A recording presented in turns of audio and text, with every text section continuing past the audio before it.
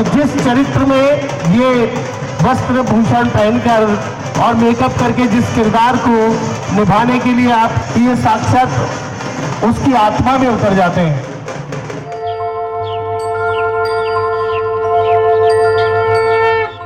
और वैसे तो गणगौर अपने ईसर जी के साथ संयुक्त रूप से पूजी जाती है। गणगौर यानी माँ पार्वती और भगवान शिव की पूजा का एक सुंदर पर्व। यहाँ गणगौर माँ पार्वती का स्वरूप है और ईसर भगवान शिव का।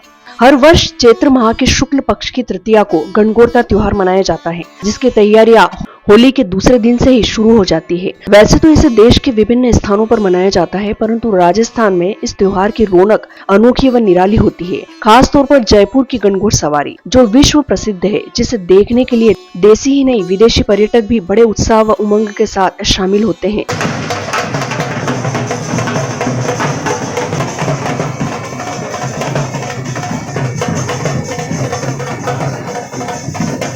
गणगौर की यह सवारी हर साल लोगों की आंखों में खुशी के अपार चमक भर देती है, जिसे अपने साथ लेकर वे खुशी खुशी घर लौटते हैं। पर क्या आप ये तथ्य जानते हैं कि हाथी, घोड़ा, पालकी, ऊंट, गाजे बाजे व सैकड़ों पद यात्रियों के लवाजमे के साथ भव्य सवारी निकलने के बाद भी जयपुर गणगौर की आंखों की चमक फीकी क्यों है? क्यों वे कई वर्षों से अपने ईसर के बगैर अकेले ही इस सवारी में निकलती है? दरअसल इसके पीछे वो ऐतिहासिक कहानी है जिसका दर्द आज भी जयपुर गणगौर की आंखों में दिखलाई पड़ता है। किंतु ये कहानी सुनने से पहले आप जैसलमेर की गणगौर के बारे में भी वो तथ्य जान लें जो जयपुर गणगौर के साथ एक गहरा जुड़ाव रखता है। राजस्थान का जयपुर और जैसलमेर वे एकमात्र प्रमुख स्थान है जहाँ की गणगौर सवारी बड़ी प्रसिद्ध है। लेकिन विडम्बना ये है कि इन दोनों ही जगहों पर गणगौर यानी माता पार्वती अपने ईसर यानी भगवान शिव के बिना ही पूजी जाती है और सवारी में भी अकेले ही निकलती है। इसलिए यहाँ के लोग भी इस बारे में कहते हैं कि जयपुर व जैसलमेर गणगौर की कथा और व्यथा एक समान है।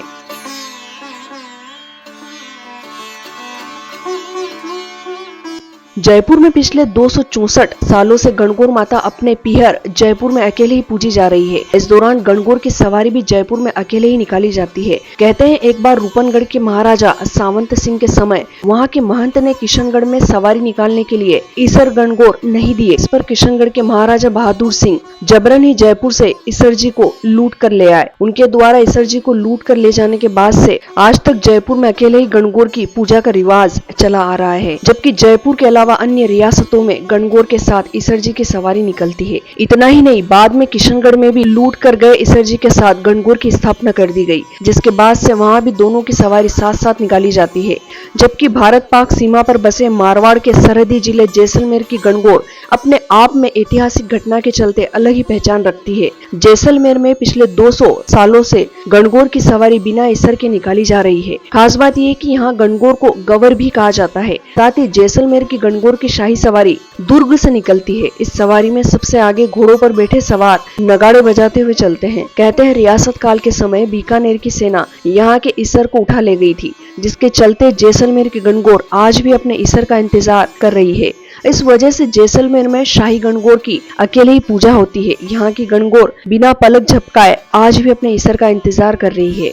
अब आपको ये जानकर भी आश्चर्य होगा कि ईसर जी को लूटने के पीछे भी एक रोचक इतिहास है। कहते हैं कि रियासत काल में राजपूत राजा गणगौर ईसर जी को संपन्नता बढ़ाने के लिए लूट कर ले जाते थे। आप ये जानकर भी हैरान होंगे कि जब किशनगढ़ के राजा जयपुर से ईसर को लूट कर ले गए थे, तब जयपुर महाराजा ईश्वर सिंह भेष बदलकर किशनगढ़ सवारी देखने पहुंचे थे। इस बात की सूचना किशनगढ़ के महाराजा बहादुर सिंह के गुप्तचरों को लग गई। उन्होंने तुरंत अपने महाराजा को ये सूचना भेजी। इस पर महाराजा बहादुर सिंह ने महाराजा ईश्वर सिंह को सम्मान से बुलाया और उन्हें किशनगढ़ की सवारी दिखाई।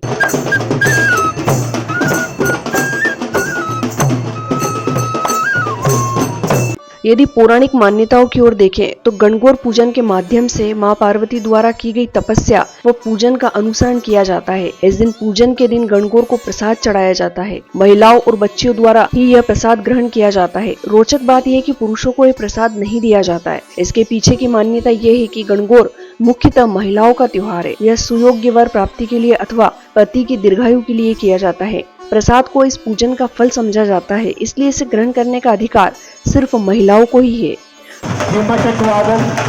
बीकानेर की खास पहचान जो हमारे शोभा यात्रा में आपके समक्ष अपनी प्रस्तुति दे रहे हैं, और इनके पीछे एक बार फिर राजस्थान के अलग अंचल के कलाकार।